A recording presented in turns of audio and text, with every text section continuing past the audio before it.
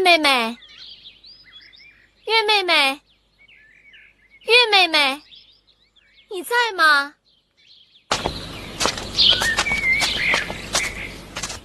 月妹妹，你怎么不说话？你是不是病了？月妹妹，月妹妹，夫人，我们回去吧。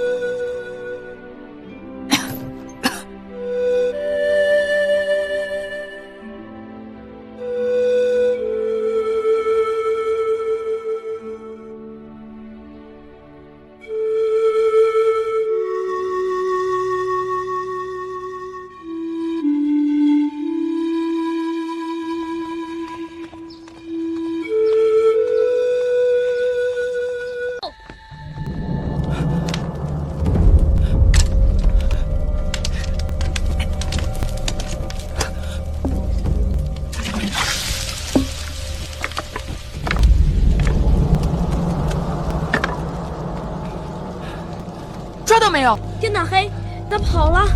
他也没占着便宜，我在他手上狠狠咬了一口。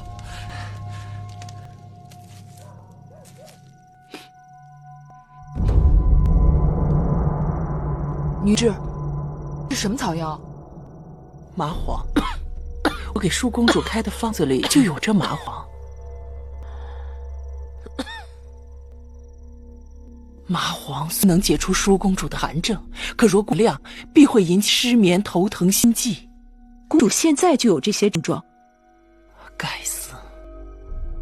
我每日检查药渣，只是留意会不会有人放入其他的药物，却没发现用量变了。若将这草药成倍的加入汤药和粥食里，必然会积水成渊。舒公主身体本来虚弱，这麻黄让她昼夜不能安睡，不思饮食。假若长此以往，只怕再过些日子，公主不是发黄，就是油尽灯枯而死啊！谁这么处心积虑？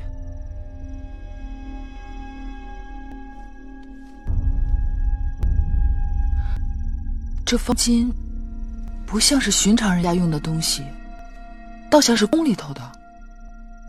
不用说了，定是秦宫里的人想要害公主。这舒姐姐是秦王迎娶的新王后，人还未到咸阳，就与人结仇了。奴婢猜测，幕后指使之人会不会是秦国的？为有你们这样良臣，是朕之幸事。我等一直担心，楚国是太后的母国，太后会因妇人之仁而不忍对楚用兵。如此看来，太后不让须眉，胸怀的是天下。先王的确没有看错人，此乃我秦国之幸事。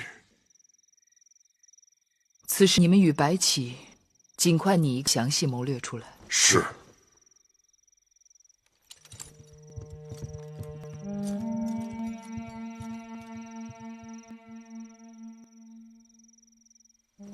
太后，您只怕这件事情要愧对一个人了。太后，您说的这人可是木心？在。明日请他到宣誓殿来。是。多谢太后以实情相告。子歇终于等到了结果。太后扣押了楚王，虽在意料之外，但在情理之中。子歇或许不信，但的确是突发之事，始料不及。楚王乃一国君王啊，太后怎可背信弃义？事已至此，我无话可说。但子谢不必为楚王如此激愤。君有明君昏君之分，君视臣如手足，臣待君如父母；君视臣如土芥，臣待君如寇仇。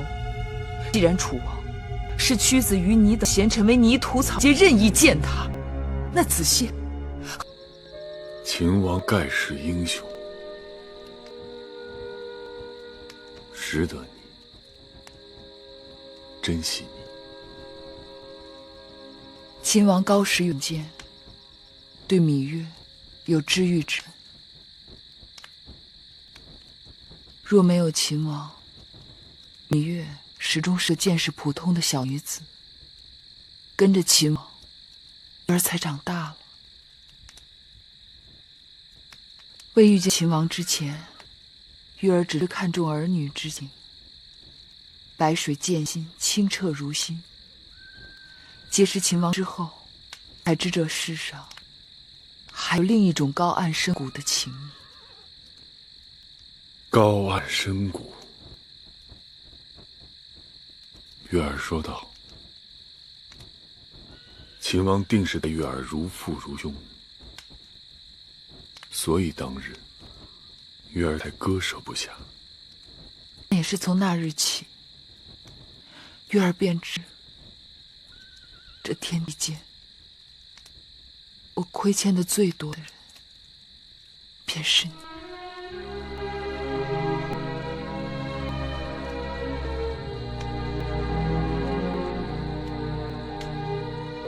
我希望月儿把秦国当成前生前世，从今往后，你是否愿意跟我重新再过一次？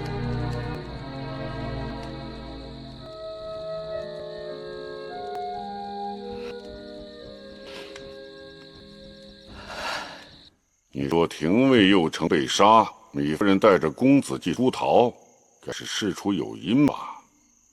大人明察，是男女欢爱之举，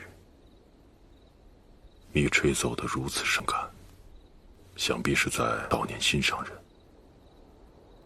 芈月，君前失仪，望大王恕罪。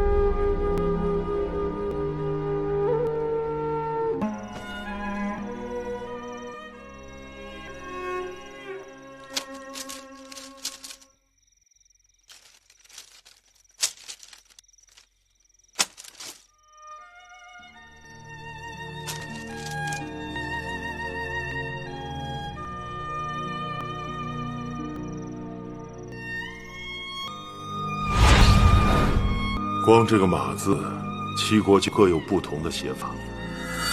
想要征服列国，征土地容易，征份心，却因为文字、货币、度量衡的种种障碍难。